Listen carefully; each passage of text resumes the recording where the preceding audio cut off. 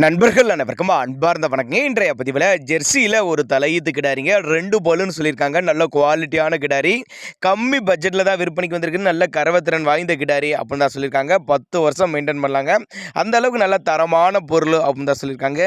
இந்த கிடாரி எந்த ஊர்லேருந்து விற்பனைக்கு வந்திருக்குது, இந்த கிடாரியோட கறவைத்திறன் எவ்வளோ, விலை நிலவரம் எல்லாமே பார்க்கலாம்.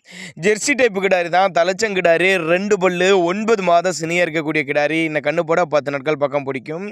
2 வேலைக்கு கறவை ஒரு 10-11 லிட்டர் தாராளமாக கறவை எதிர்பார்க்கலாம். 10 லிட்டர் குறையாது அப்படின்னு தான் நம்மளோட விற்பனை தெரிஞ்சுக்க. அப்படி சேலம் மாவட்டத்திலேருந்து விற்பனைக்கு வந்திருக்குதுங்க. சேலத்தில் இருந்தால் தமிழ்நாடு பூரா டிரான்ஸ்போர்ட் வசதி உண்டு.